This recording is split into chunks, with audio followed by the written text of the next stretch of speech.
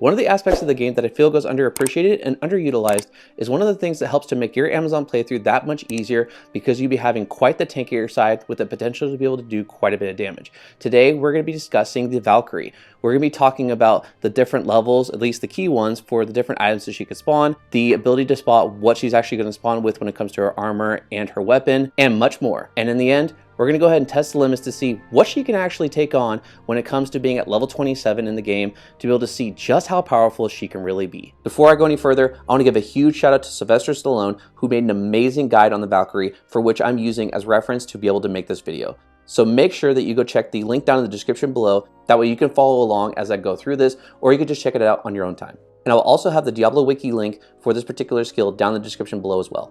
But before we get into that, let's go ahead and do the comment shout out for this video. And today's comment shout out is going to be Zale777, Tim Wilson, Deliberiful, I apologize if I pronounced that incorrectly, and Blue Quill 80, to name a few, whom have been enjoying the content as of recently. Thank you guys so much, as well as everyone who is subscribed, and even those who are not yet subscribed, for checking out my channel. Thank you all for your continued support. With all that said, let's get into the video.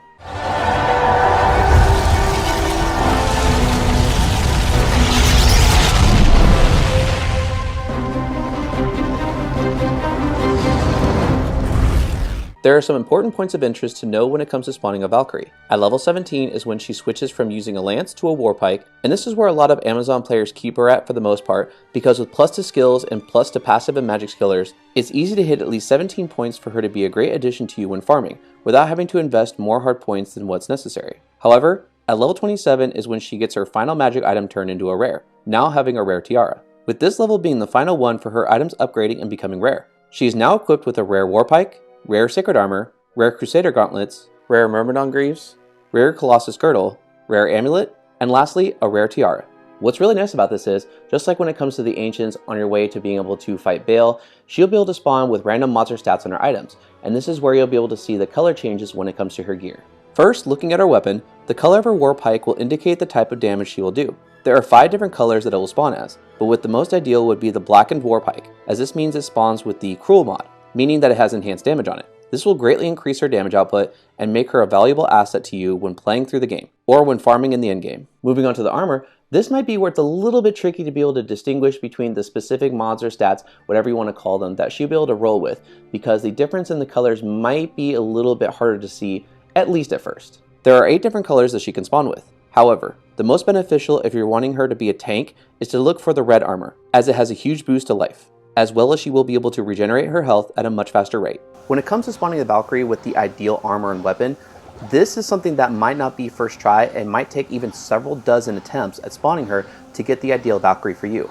Thankfully, the casting delay between the attempts of spawning her is little more than just half a second, so by the time that you would be able to figure out if this would be the perfect Valkyrie for you or not, you would be ready to be able to spawn a new Valkyrie if needed. So again, when it comes to spawning her, it's not something that you're primarily going to be able to get the right spawn of first try. It might take several dozen attempts, but the value that she would bring to your build if you were to spawn the perfect Valkyrie is going to be more than enough to make up for the time needed to spawn the correct one for you. She can also spawn with additional mods or stats because, still focusing on the level 27 Valkyrie with all rare items, she can also spawn with specific chance to casts, with the most desirable one being level 1 amplified damage. Granted, it is at the lowest level, but anything to give her an additional boost of damage is great to have.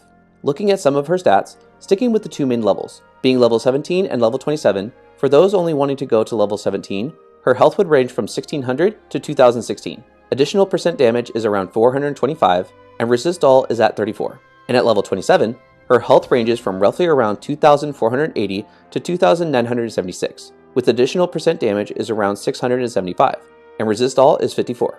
When calculating the level of her resistances, it's her level times 2.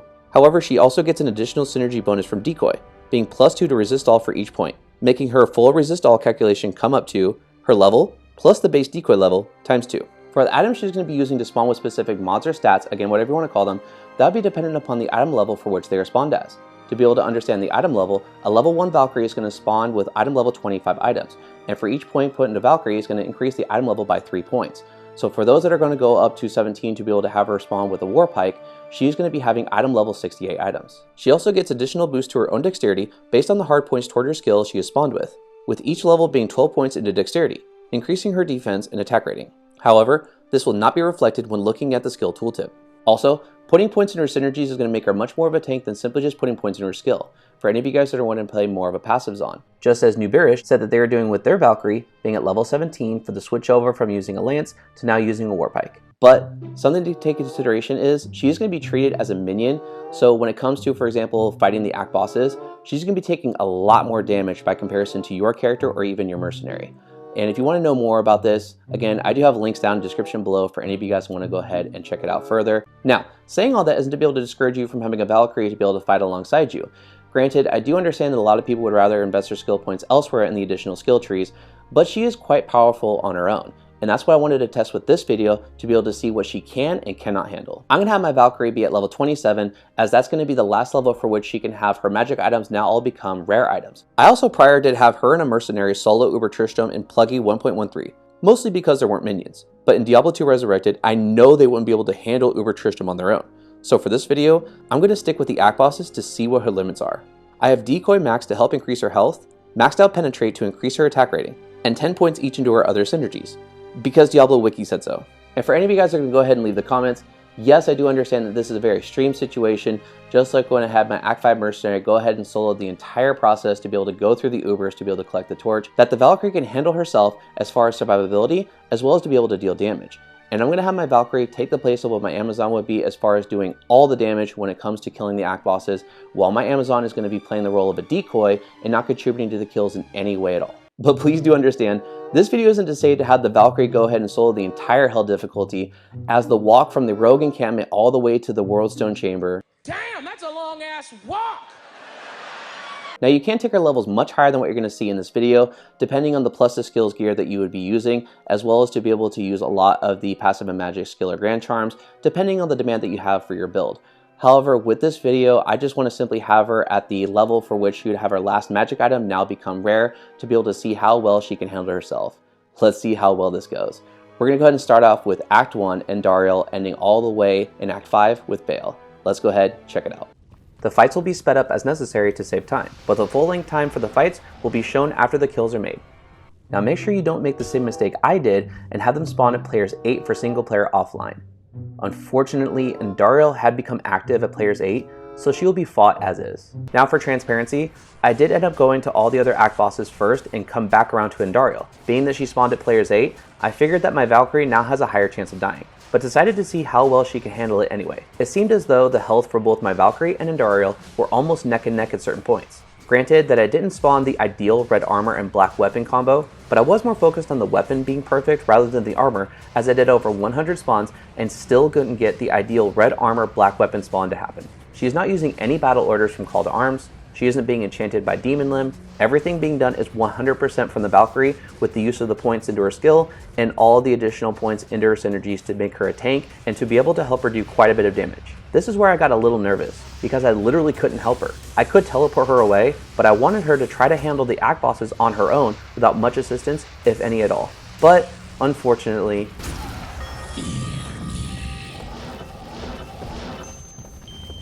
no, and Duriel was just too close to death to call this one.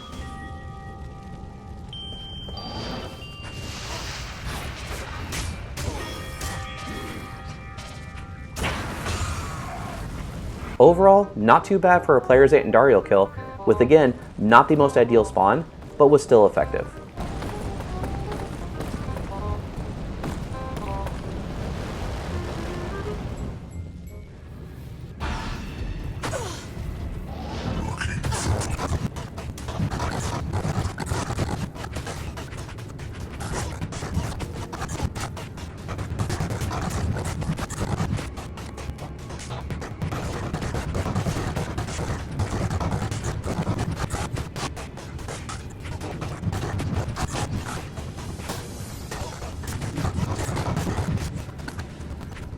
Of the act bosses that I felt like the Valkyrie would struggle with on the idea of actually landing a hit, Duriel seemed to be, as he is with the melee builds, a complete nightmare, especially with his stun and holy freeze making the Valkyrie struggle to just even stay in the fight. However, her health never went below 3/4 full, and in time, she was able to kill him off.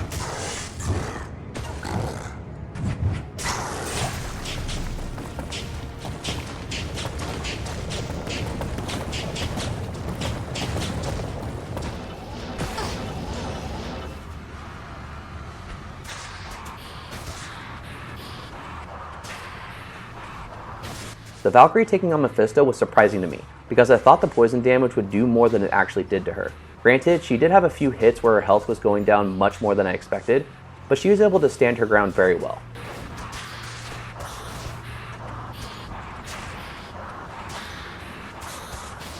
One of the few issues I had with this project was making sure that the act bosses targeted the Valkyrie instead of my Amazon.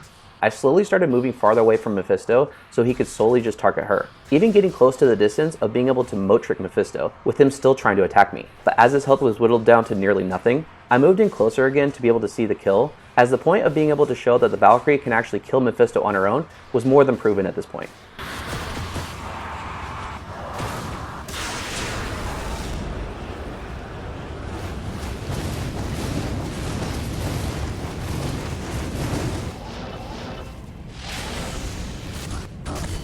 Of all the act bosses that she fought, I knew this one would be where she could potentially die on players 1. Diablo's combo of using Firestorm followed by melee hits on her started bringing down her health quite a bit, but thankfully with his obsession with using the lightning hose, the Valkyrie was able to have time to regenerate her health and to stay in the fight until completion. For anyone that is new to Diablo 2 Resurrected or just wants a refresher, the reason she isn't being affected by his lightning hose is because the distance for which Diablo uses it starts farther from his body in hell, comparatively speaking to the prior difficulties. In normal, the AoE, or area of effect, starts at his actual body, so standing at any distance from him within the active area for which the lightning hose can reach has the potential to be hit. However, in Nightmare difficulty, the AoE moves to around his elbows, giving melee characters, or casters who stand within Diablo's face, the chance to not be hit by this attack. And in Hell, the AoE starts at his hands, so don't be fooled by the visual. You can stand in front of him at this close of range just like the Valkyrie is, and he won't hit you with this specific attack.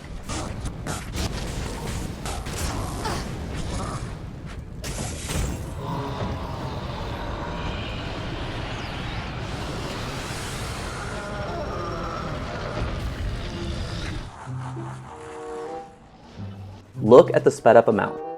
The reason I haven't mentioned this up until now is because Baal was absolutely horrible to fight for this project. If there's ever a boss to not try this with, it's Baal, for several reasons.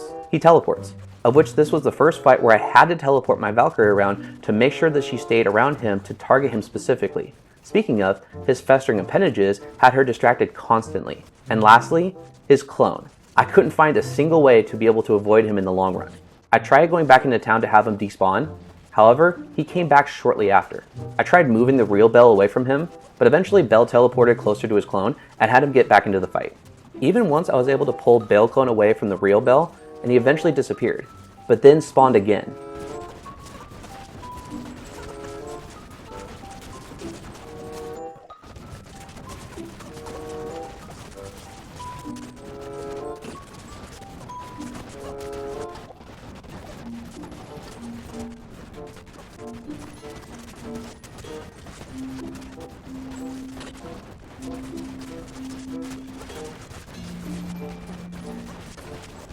As the fight progressed, I eventually just had to use the Whirlstone Chamber to mine in my Valkyrie's advantage however possible.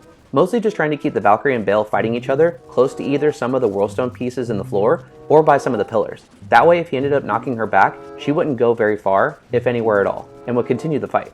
I also had my Amazon standing around corners or behind walls to not be affected by Baal's attacks, as if my Amazon died, so does the Valkyrie. So my Amazon survival is crucial to be able to make this work. But just like with Mephisto, Baal wanted to solely target me if given the chance. And I eventually used that more to my advantage to be able to place the Valkyrie between myself and Baal to try to keep the fight between just them as authentic as possible.